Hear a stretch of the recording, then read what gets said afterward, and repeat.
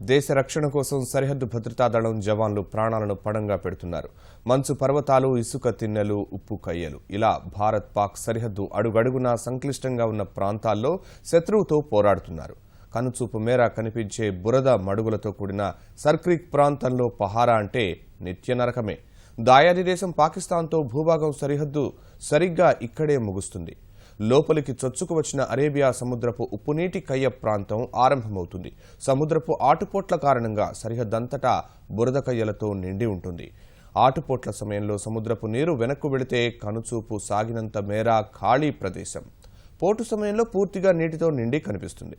ఏడాది పొడవునా సముద్రపు ఆటుపోట్ల మధ్య సరిహద్దు భద్రతా దళం అలుపెరగని పోరాటం చేస్తుంది.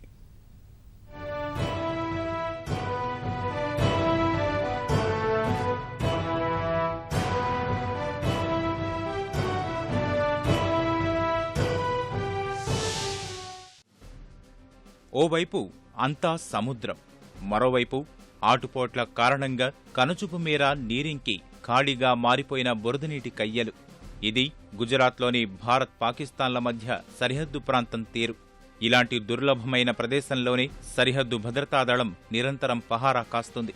ప్రపంచంలోనే అతిపెద్ద ఉప్పునీటి కయ్యల ప్రాంతం కూడా ఇదే.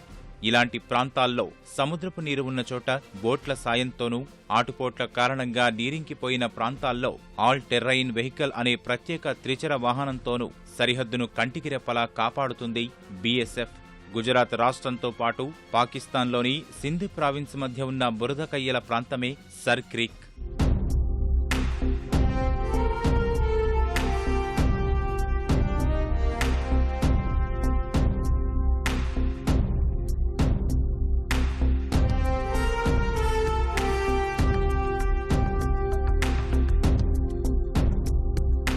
సర్క్రీక్ ప్రాంతంలో జూన్ నుంచి సెప్టెంబరు మధ్య కాలంలో రుతుపవనాల కారణంగా భూభాగం లోపలికంటా చొచ్చుకొచ్చే సముద్రపు నీరు ఆ తర్వాత ఈ ప్రాంతాన్ని ఓ ఉప్పు ఎడారిగా మార్చేస్తుంది. కనుచూపు మేర ఎటు చూసినా ఉప్పు తేలిన భూమి మినహా మరేమీ కనిపించదు. ఈ ప్రాంతంలో కాలినడకన పహారా కాయాల్సిందే. సముద్రపు నీరున్న ప్రాంతంలో స్పీడ్ బోట్ల సాయంతో కాపలా కాసే సరిహద్దు భద్రతా దళం బురదనీటి ప్రాంతంలో తేలియాడే బోర్డర్ అవుట్ పోస్టులను, అబ్జర్వేషన్ పోస్టులను ఏర్పాటు చేసుకుంటుంది. ఇంతటి క్లిష్టమైన భౌగోళిక ప్రాంతంలో నిరంతరం గస్తీ కాయడమంటే పూర్తి సవాళ్లతో కూడిన పని. గుజరాత్లో 2 దేశాల సరిహద్దు దాదాపు 512 కిలోమీటర్ల మేర ఇదే పరిస్థితి.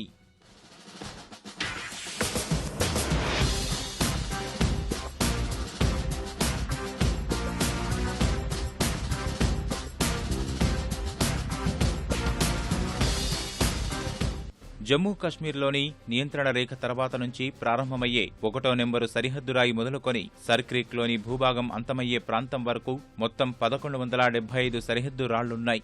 కోట్ లఖ్పత్ అనే ప్రాంతంలోనే సరిగ్గా ఈ 1175 సరిహద్దు రాయి వద్ద నుంచి అంతర్జాతీయ సరిహద్దు ఇంగ్లీషు అక్షరం ఎల్ ఆకారంలో సరళ రేఖల్లో ఉంటుంది.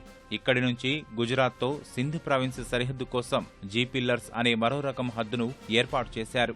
ఈ ప్రాంతమంతా బురదనీటితో నిండిన కయ్యలు, ఊబి ప్రాంతాలు ఎక్కువగా ఉండడం వల్ల బీఎస్ఎఫ్ జవాన్లు ఆల్ టెర్రైన్ వెహికల్ అనే త్రిచర వాహనంతోనే కాపలా కాస్తుంటారు.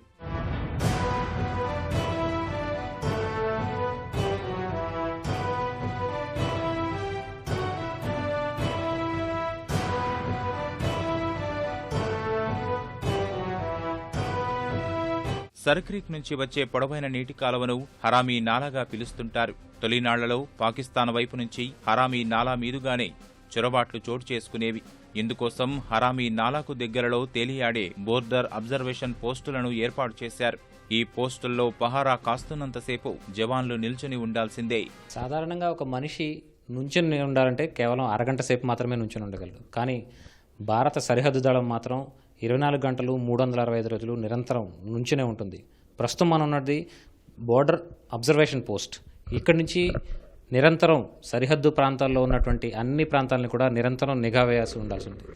ఇక్కడి నుంచి చూడొచ్చు, మన ఒక జవాన్, భారత బీఎస్ఎఫ్ చెందినటువంటి జవాన్ ఆయుధంతో, బైనాక్యులర్స్తో పాకిస్తాన్ సరిహద్దు వైపు ఎలాంటి కదలికలు ఉన్నాయన్న అంశాన్ని ప్రతి క్షణం గమనిస్తూనే ఉన్నారు. ఇలా 24 గంటలు 365 రోజులు ఆయన చూస్తూనే ఉండాల్సి ఉంటుంది. ప్రస్తుతం ఉన్నటువంటి ఇద్దరు జవాన్లు ఈ బోర్డర్ అబ్జర్వేషన్ పిల్లర్లోంచే సరిహద్దు ప్రాంతాన్ని అంతా కూడా నిఘా వేయాల్సి ఉంటుంది. ఇలాంటి అబ్జర్వేషన్ పిల్లర్లు దాదాపుగా కిలోమీటర్కి ఒకటి, అలాగే భౌగోళిక స్వరూపాన్ని బట్టి దాని దూరం కూడా మారుతూ ఉంటుంది. ఇలా మొత్తం గుజరాత్, రాజస్థాన్ దాదాపు ఎల్ఓసి వరకు కూడా ఇలాంటి అబ్జర్వేషన్ పోస్టుల నుంచే బీఎస్ఎఫ్ జవాన్లు నిరంతరం కావలి కాస్తూనే ఉంటారు. భౌగోళికంగా అత్యంత సంక్లిష్టమైన ఈ ప్రాంతం జవాన్ల ఆరోగ్యాన్ని కూడా దెబ్బతీస్తుంది. అరేబియా సముద్రం నుంచి సర్క్రీక్ మీదుగా సరిహద్దు ప్రాంతాలకు వీచే ఉప్పుగాలి కీళ్ల నొప్పులు కలిగిస్తుంది. మంచినీటి లభ్యత కూడా తక్కువగా ఉండడంతో సరిహద్దు పోస్టుల వద్ద పనిచేసే జవాన్లు నీటి ట్యాంకర్ల కోసం ఎదురుచూపులు చూడాల్సిందే. 80 నుంచి 90 కిలోమీటర్ల దూరం నుంచి వీరికి తాగునీరు సరఫరా చేయాల్సిన పరిస్థితి. నవంబరు నుంచి మే మధ్య కాలంలో ఈ ప్రాంతంలో ఎగిరే ధూళి శ్వాసకోశ వ్యాధులను కలుగజేస్తుంది. ఆటుపోట్ల సమయంలో సముద్రపు పాములు, బాండీసాప్ అనే విషపూరితమైన పాములు బోర్డర్ అబ్జర్వేషన్ పోస్టుల్లోకి కుప్పలు కుప్పలుగా వచ్చేస్తుంటాయి. ఓవైపు సందు దొరికితే చొరబడాలని చూసే ముష్కరులు, మరోవైపు కుప్పలు తెప్పలుగా పాకే విష సర్పాలు. బీఎస్ఎఫ్ జవాన్లు ప్రతిక్షణం అప్రమత్తంగా ఉండాల్సిందే. జీవన్ పర్యంత్ కర్తవ్య, ఇది భారత సరిహద్దు భద్రతా దళం యొక్క నినాదం. అయితే ఈ ఆఖరి పిల్లర్ వద్ద ఉన్నటువంటి ఈ ప్రాంతం వద్ద మాత్రం ఆ పరిస్థితులు కనిపించవు. నిరంతరం విధి నిర్వహణలో ఉన్నప్పటికీ ఇక్కడ ప్రకృతితో పాటు ఇక్కడ ఉన్నటువంటి పరిస్థితులు కూడా వారిని తీవ్ర ఇబ్బందులకు గురి చేస్తాయి, అలాగే పెను సవాళ్లుగా మారతాయి. ప్రస్తుతం మనం చూస్తున్నటువంటి ఈ క్రీక్ ప్రాంతం నుంచి పెద్ద ఎత్తున బాండీ సాంప్ అంటే ఒక పింజర రకంగా పిలిచేటువంటి ఇక్కడ స్థానికంగా ఉండేటువంటి ఒక పాము మాత్రం అత్యంత విషపూరితం. వీరందరికీ కూడా ఇక్కడ పనిచేస్తున్నటువంటి జవాన్లకు మాత్రం తీవ్ర ఇబ్బందికి అలాగే నష్టానికి గురి చేస్తుంది. అప్పుడప్పుడు ప్రాణాలపై కూడా తీసుకొచ్చేటువంటి పరిస్థితి ఉంటుంది. ఇక్కడి నుంచి వైద్యం అందాలంటే మాత్రం దాదాపుగా 2 గంటల పైగా ప్రయాణం చేయాల్సి ఉంటుంది. దాదాపు 45 కిలోమీటర్ల తర్వాతే ఇక్కడి నుంచి వారికి వైద్య సాయం అందే అవకాశం ఉంటుంది. ఈ ఉప్పునీటి కయ్యల సరిహద్దు ప్రాంతంలో ఆటుపోట్లు గస్తీకి తీవ్ర ఆటంకాన్ని కలిగిస్తాయి. నీరున్న సమయాల్లో బోట్లపై సరిహద్దు ప్రాంతాన్ని తనిఖీ చేసే బీఎస్ఎఫ్ ఆటు సమయానికి తిరిగి రాలేకపోతే మధ్యలో ఉండిపోవాల్సిందే. కిలోమీటర్ల మేర విస్తరించిన బురద కయ్యలో బోటు చిక్కుకుపోయి మళ్లీ నీరు వచ్చేంత వరకు సిబ్బంది అందులో గడపాల్సిందే. వాస్తవానికి కోట్ల సంవత్సరాల క్రితం వచ్చిన భూకంపం సర్క్రీక్ ప్రాంతాన్ని ప్రపంచంలోనే అతిపెద్ద ఉప్పునీటి కయ్యగా మార్చేసిందన్నది భౌగోళిక నిపుణుల అభిప్రాయం.